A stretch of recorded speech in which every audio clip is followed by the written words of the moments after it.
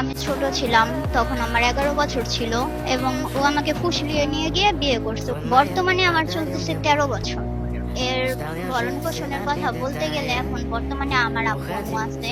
2 মাস relation করার পরে তখন ও আমাকে পালিয়ে নিয়ে গিয়ে একটা কাজের কাছে ঘরোয়া ভাবে বিয়ে করায়। এই বিয়েটা হয়েছে একটা লটারির মাধ্যমে। যখন আমরা কোর্টে যাওয়ার পরে এই কাবিনটা দেখাই, তখন সবাই বলে যে এটা তোর বিয়ে হয় নাই, এতটুকু বাচ্চার সাথে সবাই চিট করছে। বিদেশে আমার মা যখন ছিল, ও আমার মাকে হুমকি দিত যে তুই বাংলাদেশে আসলে তোরে মাইরা ফেলাবো। আমার আব্বু গাড়ি চালাইতো, রাস্তাঘাটে বলতো যে তুই যেইখানে যাবি, তোরে যেইখানে পাবো ওইখানেই মাইরা ফালায়া ধুয়া দিব। তো আমাকে বলছে যে চলো, আমাদের দুজনের ফ্যামিলিতে একজন মানবে না, তুমি আমার সাথে চলো, আমি তোমার নিয়ে যাই। তখন এইসবের পাশে ছিল ওর ভাই, ছিল ওর খালাতো ভাই, ছিল ওর বেস্ট ফ্রেন্ড ছিল বিপ্লব, এবং অয়ও ছিল। ওর আরো 2-3টা ফ্রেন্ড ছিল। সবাই মিলে আমার নিয়ে গেল কেরানীগঞ্জ এক জায়গায়।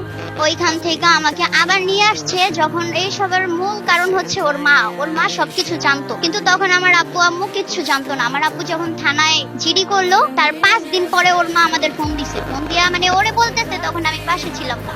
বলে যে বাবা তুই ওরে নিয়ে আয়, ওর বাপে তো পুলিশ আনছে আমাদের বাসায়, তুই ওরে নিয়ে আইসা পর। তখন ওর মা ওরে যখন এই কথা ফোন দিয়ে বলে, তখন ও আমারে বলে যে আচ্ছা লো আমরা বাসায় চলে যাই, তোর বাপ মা অনেক দুশ্চিন্তা করতেছি তোর আম্মু বিদেশ থেকে কান্নাকাটি করে।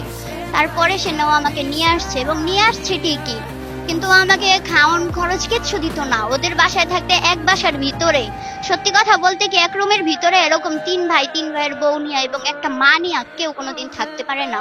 না, সেই ক্ষেত্রে আমার আর যাওয়ার কোনো ইচ্ছা নাই, কারণ ও আমারে অনেক নির্যাতন করে এবং মাইরা ফেলারও চেষ্টা করছে বালিশ চাপা দিয়া। অনেক কান্নাকাটি করছি ওর কাছে।